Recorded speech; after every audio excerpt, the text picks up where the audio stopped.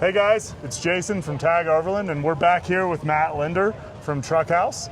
And today we're going to talk a little bit about what the TruckHouse team has done with the BCR since we last talked to Matt.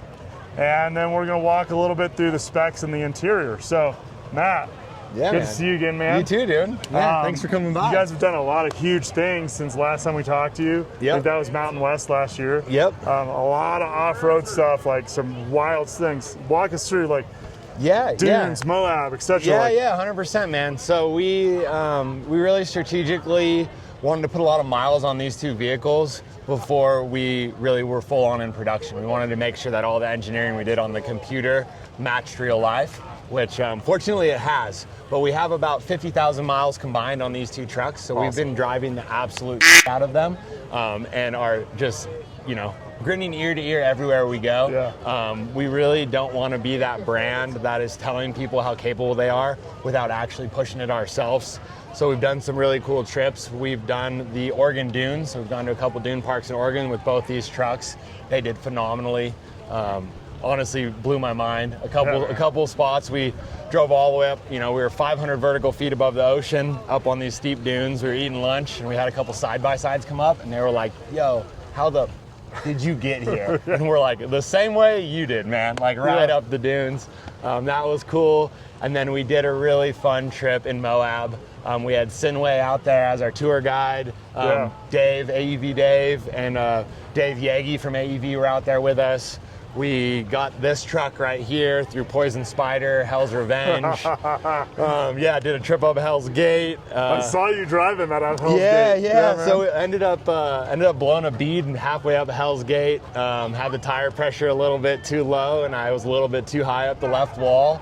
So quite the pucker factor there. Slid down into the crack, blew left rear bead, truck pitched over. I could touch the whole wall out of my driver window, and ended up carefully backing her out of there, doing a tire change and getting out of there. But pretty impressive to even get a truck like this through Hell's Revenge. Yeah.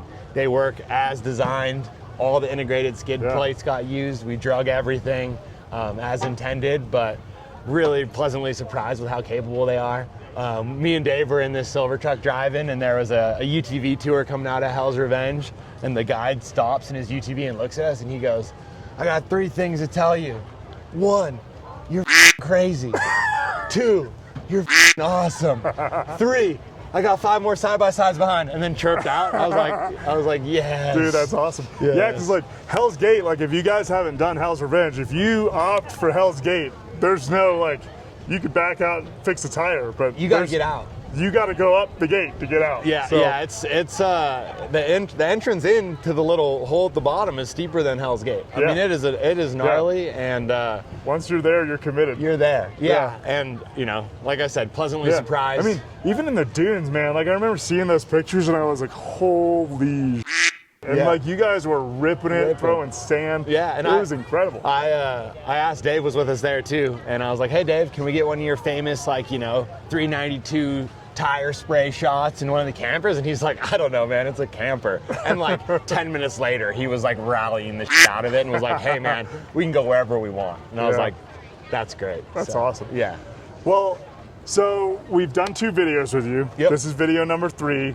We had some comments. Questions. Oh no. Comments and questions for you. Yeah, great. From the audience. That's what we want. So, can we walk in the camper? Absolutely. Do a little interior view and answer some questions from the audience? Absolutely, man. Cool. Yeah. All comments are good comments. What do they say on YouTube? Like, comment, subscribe, or whatever. But keep the questions coming. You guys can come back, and we can always answer more. Awesome. So let's climb on in. Let's go. Well. All right, guys, we're inside the truck with Matt, and like probably the most comfortable U-bench seat I've ever been in a camper. Yeah, thanks, man. And I'll get the phone out, and we'll ask the questions. Yeah, while you're doing that, I'll tell you why the U is so comfortable. We made sure to put angle on the butt and the back. So ergonomically, you need to have, I think it's like 3 degrees on your butt, sloped down, and then like I want to say 5 to 7 on the back. So made sure that those details are important. That's awesome. Yeah. So we had a question from Morning Owl 2336, and by the way, we have not income verified any of these people, so you could be answering questions for people that can or might not be able to. That's all right, man. Hey, we're here to gain fans. We'll answer Morning Owl's questions without a doubt. All right. So he said, how many gallons of fresh water? How many gallons of gray water? Okay. What's the fridge and freezer like? Holy cow. Is there storage by the bed? Are there steps or a ladder to get into the bed? And is there a hot water heater, tank, or on demand? Okay, let me see if my memory can run through all of those questions. Morning Owl, I got you. Morning Owl, you are very inquisitive, and we will answer all your questions. All right. So yeah, fresh water, we're just north of 40 gallons. All right. Gray water is about 20. Cool thing about all that is those tanks are all internal. The camper is better insulated than a Yeti cooler. So all of the plumbing and all of the tanks are internal. I've camped in this rig at 10 below with water. No problems at all. Plenty warm in here. Can take a hot shower. Fridge freezer. If you look at the fridge freezer right here, it's a Vertri Frigo, which is made in Italy. It's 2-drawer. It's compressor style, so you don't have to be perfectly level to run it. And the cool thing about it is it can be fridge freezer, or freezer on the fly, depending on what you need. Awesome. Really efficient because drawer style fridges maintain the cold better than a door style fridge. If you think about cold air and as cold water, when you open a door style fridge, all the cold air tends to fall out, where a drawer style fridge, all that cold air stays in the drawer. So, awesome. Okay, what was the next one? The next one was, is there storage by the bed? Yep. So up by the bed, which you can get some B-roll of after, but there's 2 nightstand pockets, and then underneath the mattress, there's a couple cubbies for like storing socks and underwear. And then moving into 2025 Ram, which is, they're just coming out now, they're a little behind, but we're working on a full molded area for the cab over to add some more cubbies and some more long-term storage. Awesome. Yep. And then this is the fun one. Yeah. Are there steps or a ladder to get into bed? And Morning Owl asked this question, but also, not Molly, JF2RH said, how do us wee little chicks get into the overbunk? Yeah, so we actually have like a small jazzercise trampoline how we pull out, and you just like kind of like Mario bounce. Like a boing. No, just kidding. Great questions. In that previous video, I think that was right when we launched this interior. We hadn't developed our own bed ladder yet. All the offerings on the market were very Amazon aluminum RV, not very TruckHouse. So we've since developed a carbon fiber bed ladder that we build in-house. We can show you guys that in B-roll or whatever, but it's able to be positioned anywhere on a carbon fiber bar. It weighs like 1.2 pounds.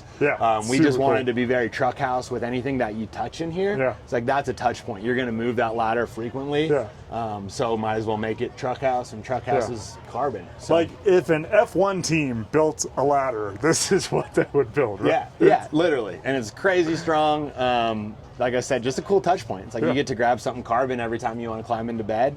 So Molly and Morning Guy, we've got you covered. All righty. What about the hot water? So is it a tank? Is it on demand? Yeah, great. So heating in the vehicle is diesel hydronic. So this Ram we're sitting in has 74 gallons of fuel from Ram. We tap into one of those factory tanks and power a diesel burner that's from Germany. That burner heats coolant, pumps hot coolant into the vehicle, and then heat exchanges for hot air and hot water. So how that works is it takes about 5 minutes for that hot coolant loop to get hot, and then you have endless hot water. So not technically on demand, it does take 5 minutes, but once that's hot, it is endless hot water. All right, cool. And I mean, someone's gonna ask, but for cooling, we do a 48 volt air conditioner. The batteries in here are all 48 volt. So that enables us to charge significantly faster off the engine. So we have a 48 volt alternator and 10.2 kilowatt hours of battery. All of our electronics and batteries are subfloor, even though they're internal, but accessible from underneath the floor. And that enables us to have low center of gravity.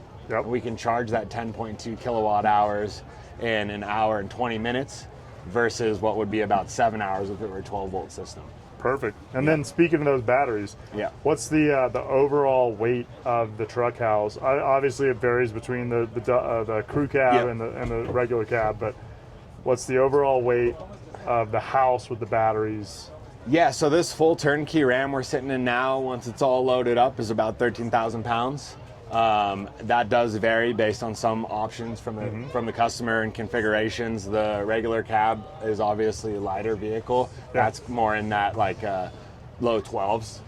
So with this vehicle we're sitting in here, we've been fully loaded up and still towed about 10,000 pounds. No Also, I problem. saw you guys towing the Z cars. Oh yeah, Too Fast, Too Furious, dude. Yeah, you know. Yeah, one of our guys is a drifter, not a homeless person, but drift driver. So he towed 2 drift cars with the thing. Very cool. Yeah. Well, Matt, I know that we could talk all day because our other videos have been pretty long, but we'll let you get back to the show. We appreciate you answering the questions from the crowd, and it's always good to see you again. Absolutely, man. Yeah, when hopefully this one gets some more comments and some more questions, and we'll do it again. Dude, like the Beach Boys said, I'm saving my pennies and I'm saving my dimes and buying a truck house. That's what I'm talking about. I'm going to keep building them, man. Yeah. So not a problem. My goal is to write you a big check one day. We'll take it, man. Well, my goal is to build you a truck and you Perfect. go use it. Awesome. Yeah. Thanks. Good seeing you, man. Yeah, right on, Appreciate man. you. Tag out.